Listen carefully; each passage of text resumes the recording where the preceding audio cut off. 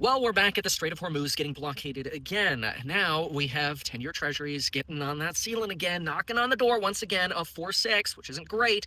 Our ceiling is usually 4.57. We almost never stay above that level, but it's a pretty important level if we break through it because we keep getting reason after reason to expect inflationary impetuses, if that's even a word, from, well, frankly, Donald Trump's activity. I hate to say it, but first it's tariffs, now it's protection fees. Yes, now Donald Trump is announcing a 20% protection fee, which almost certainly goes against a WTO Article 5 conventions, which say, hey, international waters like this are supposed to operate without any kind of tolling. In fairness, that's what Iran was trying to do.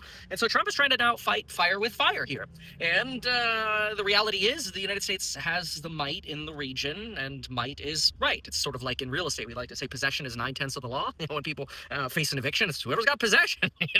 They're the ones with the gold. So anyway, what practically is very interesting right now is the NASDAQ is selling down. Obviously, NASDAQ tech hardware, SK Hynix, I expect that one to bleed down, although surprisingly, it's barely green right now. But I expect that one to bleed down. It's also a very low float ADR in this case, much like SpaceX. And it's making it a little harder for hardware to run, which is obviously very concentrated in the NASDAQ 100. But what's fascinating is even though the NASDAQ 100 is down 1%, and so market-wide it feels like everything is red, look at ticker symbol IGV.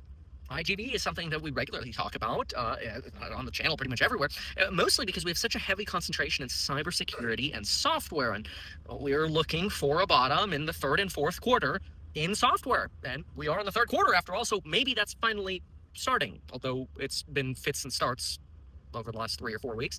So we'll see. Worth keeping an eye on that. I personally think for the NASDAQ 100 to get to 750 or 800, we really need a stabilization in hardware. SK Hynix, the great softening. Let's get some stability in hardware. Let's keep NVIDIA above 200, AMD above 500. Then hopefully we get a broadening in software. We get that broadening in software. What happens? Great. Now we can hit all-time new highs. So it's a good thing that we don't have a broad sell-off today. But unfortunately, these inflationary pressures are going to come up in the Kevin Warsh testimony in Congress.